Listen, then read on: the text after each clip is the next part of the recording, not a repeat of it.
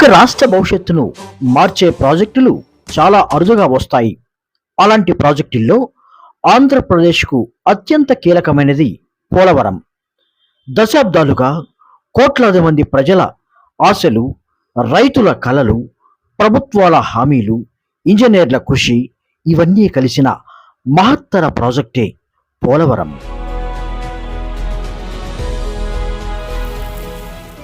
అయితే ఈ ప్రాజెక్టు నిజంగా ఆంధ్రప్రదేశ్కు వరమా, లేక ఎన్నో సవాళ్లను అధిగమించాల్సిన ప్రయాణమా అనేది ఇప్పుడు మనం తెలుసుకుందాం.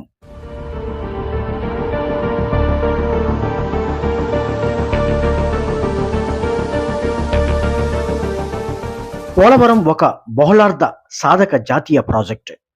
గోదావరి జలాలను సద్వినియోగం చేస్తూ ఉత్తరాంధ్ర, ఉభయ గోదావరి, కృష్ణా ప్రాంతాలకు సాగునీరు, విశాఖపట్నంతో పాటు అనేక పట్టణాలకు తాగునీరు, పరిశ్రమలకు నీటి సరఫరా, అలాగే 960 మెగావాట్ల జల విద్యుత్ ఉత్పత్తి చేయడమే ఈ ప్రాజెక్టు ప్రధాన లక్ష్యం. పోలవరం ఆనకట్ట పోలవరం మండలం రామయ్యపేటకు అత్యంత సమీపంలో గోదావరి నదిపై నిర్మితమవుతుంది. 2014లో ఆంధ్రప్రదేశ్ రాష్ట్ర పునర్వ్యవస్థీకరణ చట్టం ప్రకారం పోలవరం ప్రాజెక్టును జాతీయ ప్రాజెక్టుగా ప్రకటించారు. దీంతో ఈ ప్రాజెక్టు నిర్మాణ బాధ్యతను కేంద్ర ప్రభుత్వం స్వీకరించింది. ప్రధాని నరేంద్ర మోదీ నాయకత్వంలోని కేంద్ర ప్రభుత్వం పోలవరం ప్రాజెక్టు నిర్మాణాన్ని వేగవంతం చేయడానికి అనేక కీలక నిర్ణయాలు తీసుకుంది. ప్రాజెక్టు పర్యవేక్షణ కోసం పోలవరం ప్రాజెక్టు అథారిటీ PPAను ఏర్పాటు చేసి నిర్మాణం, నిధుల విడుదల, సాంకేతిక పర్యవేక్షణ వంటి అంశాలలో కీలక పాత్ర పోషిస్తుంది. ఈ ప్రాజెక్టుకు అవసరమైన నిధులను దశల వారీగా విడుదల చేస్తూ ఎప్పటికప్పుడు కేంద్ర ప్రభుత్వం సమీక్షలు నిర్వహిస్తోంది. ఇందులో భాగంగా ఈ ప్రాజెక్టు నిర్మాణం జరుగుతున్న పనులను ప్రత్యక్షంగా తెలుసుకునేందుకు తమ వంతు బాధ్యతగా రాష్ట్ర బీజేపీ అధ్యక్షులు మాధవ్ ఆధ్వర్యంలో నాయకులు, కార్యకర్తలతో ఇటీవల రాజమండ్రి నుంచి పోలవరం వరకు మహాయాత్ర జరిగింది. ఈ పోలవరం యాత్రలో ప్రాజెక్టు వద్ద జరుగుతున్న పనులు ఏ దశలో ఉన్నాయి, ఎప్పటికి పూర్తవుతాయి అనే విషయాలను రాష్ట్ర నాయకులు అధికారులను అడిగి తెలుసుకున్నారు.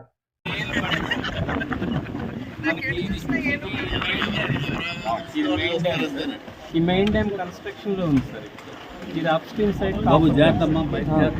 సైడ్ కాకుండా అనంతరం పోలవరం ప్రాజెక్టు నిర్మాణంపై సమీక్షా సమావేశం జరిగింది.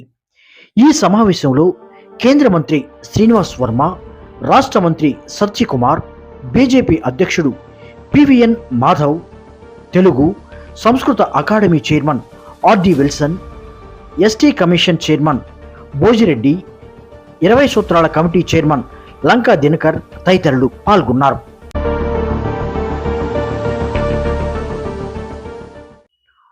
పోలవరం ఎందుకంత ముఖ్యమైన ప్రాజెక్టు? పోలవరం అనేది మోడీ గారి కళ, ఆంధ్రప్రదేశ్ ప్రజల సుదీర్ఘ స్వప్నం.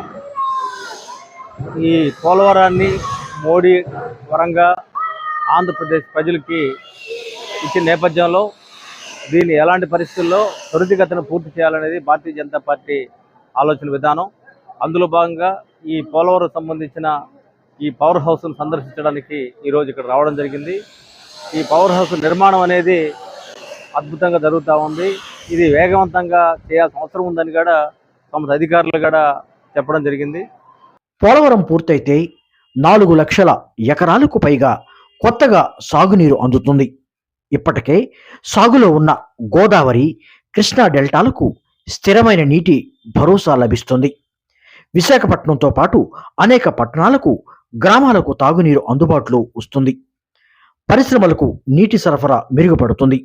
అంతేకాదు 960 మెగావాట్ల జల విద్యుత్ ఉత్పత్తి ద్వారా విద్యుత్ రంగానికి కూడా ఇది ఎంతో ఉపయోగపడుతుంది.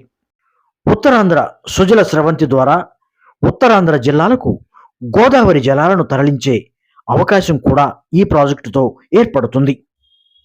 పోలవరం నిర్మాణ విశేషాలు. పోలవరం కేవలం ఒక ఆనకట్ట కాదు. ఇందులో 2.4 కిలోమీటర్ల పొడవైన ఎర్త్కమ్ రాక్ఫీల్డ్ డ్యామ్, భారీ స్పిల్వే, ఎడమ కుడి ప్రధాన కాలువలు, ఇరిగేషన్ టెన్నెల్లు, జలాశయం మరియు జల విద్యుత్ కేంద్రం ఉన్నాయి.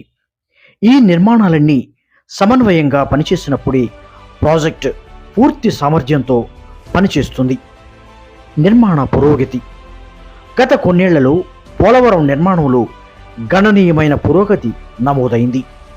స్పిల్వే, రేడియల్ గ్రేట్లు, కాఫర్ డ్యామ్లు, ఇరిగేషన్ టెన్నెల్లు పూర్తయ్యాయి. ప్రధాన ఎర్తకమ్ రాక్ఫీల్డ్ డ్యామ్ పనులు ఇవి కూడా వేగంగా కొనసాగుతున్నాయి. ఎడమ కుడి ప్రధాన కాలువలు దాదాపు పూర్తయ్యాయి. ఇవి పూర్తి కాగానే సాగునీటి సరఫరాకు మార్గం సుగమమవుతుంది. 2022 గోదావరి వరదల సమయంలో డయాఫ్రమ్ వాల్ దెబ్బతినడం నిర్మాణానికి పెద్ద సవాలుగా మారింది. నిపుణుల సలహాతో కొత్త డయాఫ్రమ్ వాల్ నిర్మించి పనులను మళ్లీ వేగవంతం చేశారు. అలాగే వ్యయభారం కూడా గణనీయంగా పెరిగింది. ప్రాజెక్టు నిర్మాణ ఖర్చుతో పాటు పునరావాస వ్యయం వేల కోట్లకు చేరుకుంది. అతిపెద్ద సవాల్ పునరావాసం. పోలవరం విజయానికి అసలు పరీక్ష నిర్మాణం కాదు, పునరావాసం. ప్రాజెక్టు పూర్తిస్థాయి నీటి నిల్వ కోసం వందల గ్రామాలు ముంపునకు గురవుతున్నాయి. వేలాది కుటుంబాలను సురక్షిత ప్రాంతాలకు తరలించాల్సి ఉంటుంది. వారికి ఇళ్ళు, రహదారులు, పాఠశాలలు, ఆసుపత్రులు, త్రాగునీరు, జీవనోపాధి అన్నీ కల్పించాల్సి ఉంటుంది. ఇప్పటికే అనేక పునరావాస కాలనీలు నిర్మించినప్పటికీ ఇంకా చాలా పనులు మిగిలి ఉన్నాయి. నిర్వాసితులకు న్యాయం జరిగితేనే పోలవరం విజయవంతమైన ప్రాజెక్టుగా నిలుస్తుంది. ప్రభుత్వం లక్ష్యం ప్రకారం దశల వారీగా నీటి నిల్వ పెంచుతూ పూర్తి స్థాయి ఎఫ్ఆర్ఎల్కు చేరుకోవాలని ప్రణాళిక ఉంది. మిగిలిన నిర్మాణం, పునరావాసం, నిధుల సమీకరణ సమయానికి పూర్తయితే పోలవరం ఆంధ్రప్రదేశ్ వ్యవసాయ, పారిశ్రామిక, తాగునీటి రంగాలలో విప్లవాత్మక మార్పులు తీసుకురాగలదు. పోలవరం పూర్తి చేయడంలో గత పాలకులు అంటే జగన్మోహన్ రెడ్డి గారు పూర్తి నిర్లక్ష్యం చేశారు. ఇక్కడ తట్టమట్టి అయిన పరిస్థితి ఉంది. ఇది ఈ పోలవరం అనేది ఆంధ్రప్రదేశ్కు ప్రసాదం. అదేవిధంగా మోడీ గారి వరం అని మనం గొప్పగా చెప్పుకుంటున్నాము. దీన్ని ముందుకు తీసుకెళ్లాలనుకుంటున్నాం. అయితే అదే సమయంలో జగన్మోహన్ రెడ్డి గారు తన తండ్రికి ఇక్కడ విగ్రహం పెడతా అన్నాడు. అన్న వ్యక్తి ఎందుకు పోలవరం కట్టలేకపోయాడు, ఎందుకు ఈ పోలవరం నిర్మాణం విషయంలో ఎందుకు నిర్లక్ష్యం వహించాడు, ఇవన్నీ కూడా ప్రజలు ఒకసారి ప్రశ్నించుకొని ఆంధ్రప్రదేశ్కి జగన్మోహన్ రెడ్డి చేసిన నష్టంలో భాగంగా పోలవరం 5 ఏళ్ళు పడకేయించడం కూడా చాలా దారుణం, దుర్మార్గమైన విషయాన్ని కూడా నేను సందర్భంగా పోలవరం పవర్ హౌస్ ఆ ప్రాంగణం నుంచి నేను తెలియజేస్తున్నాను. పోలవరం కేవలం కాంక్రీట్ నిర్మాణం కాదు, ఇది లక్షలాది రైతుల ఆశ, ఉత్తరాంధ్ర దాహానికి సమాధానం, రాష్ట్రాభివృద్ధికి బలమైన పునాది. అయితే ఈ మహా ప్రాజెక్టు అసలు విజయం ఆనకట్ట పూర్తవడంలో కాదు, ప్రతి నిర్వాసిత కుటుంబానికి న్యాయం జరిగి గోదావరి నీరు రైతు పొలానికి చేరని రోజే. ఆ రోజు వచ్చినప్పుడు పోలవరం నిజంగానే ఆంధ్రులకు వరమని ప్రతి ఆంధ్రుడు గర్వంగా చెప్పగలడు.